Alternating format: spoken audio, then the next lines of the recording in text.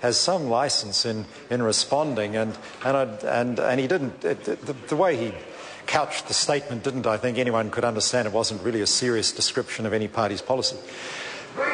Question number 2, Kanwaljit Singh Bakshi. Mr. Speaker, my question is to the Minister of Finance and asks, what progress is the government making in managing its finances so it can return to the surplus and start repaying debts? The Honourable Bill English. Mr. Speaker, the Crown financial statements for the 4 months ending 31 October were issued today, showing a $2.87 billion operating deficit for the first 4 months of the financial year.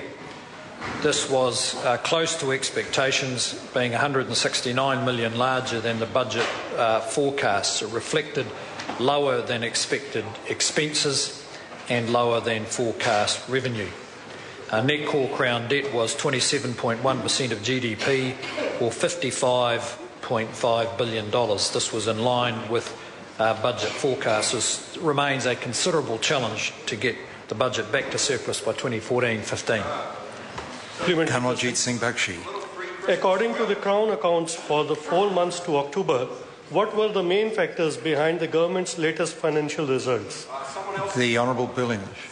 Mr. Speaker, the figures confirm the government is continuing to control its new spending, and that is because the government is continuing to focus on getting better results from existing government programs. Tax revenue for the 4 months was $17.9 billion, which was a bit below budget forecasts, reflecting the flatter economy in the second half of this year. Well, however, it was good to see that inland revenue's tighter collection and enforcement policies resulted in higher effective tax rates for non-incorporated businesses. Kanwaljit Singh Bakshi. Mr. Speaker, in light of difficult global economic conditions, what will be the government's approach to managing its finances over the next few years? The Honourable Bill English. Well, Mr. Speaker, it will be important that we remain focused on prudent and careful spending, and in particular on making sure that the money we do spend achieves the results that the community wants to see and the government wants to see. We will also continue to focus on assisting our businesses to be as competitive and productive as possible, because the government's principal sources of revenue will come from a faster growing economy. The Honourable David Parker. Speaker, if the Minister of Finance, to use his words, believes he's sticking to a plan that's working, can he confirm that the operating deficit for the first 4 months of this financial year is 6.3% higher than forecast in his budget, that the tax take is $292 million down, and unemployment is at the highest rate in 13 years? The Honourable Bill English.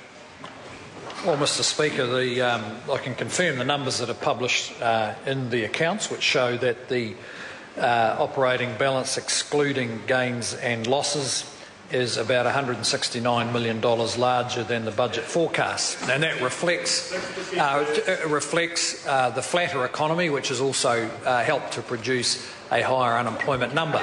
However, these numbers do go up and down from month to month, and we are on track to surplus for 2014-15. Kanwaljit Singh Bakshi. Mr. Speaker, compared to the other developed countries, how is the New Zealand government placed in reducing its deficits and returning to surplus so that it can start repaying debt? The Honourable Bill English. Well, Mr. Speaker, we are going through a pretty similar or somewhat similar process to other developed countries. In fact, pretty much every developed country is trying to get back to surplus so that they can stop their government debt levels rising further, and we remain on track.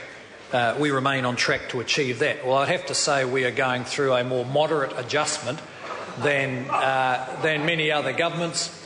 For instance, the government of the state of Queensland, which has got very similar in size to the New Zealand economy, announced in the last month or so the redundancy of 14,000 public servants in a public service roughly the same size as ours. We haven't had to take that kind of drastic measure. The Honourable David Parker. How can it be a moderate outcome when export values have declined 11% over the past year? Next year's current account deficit is forecast to be the worst in the developed world. Income in... that's correct. That's correct. Order, you need to check your numbers, order, Mr Joyce. Income inequality. Order. Now, this must stop. The member must just ask his question, but the more statements that are inserted into a question, the risk there is of interjection. The Honourable David Parker. Income inequality is at its highest level ever recorded in New Zealand, and household savings have turned negative again. The Honourable Bill English. Well, Mr Speaker, we have learnt to divide all the members' numbers by 7, and then we can... Seven's the magic number in the Greens Labor government, and then we can rely on them.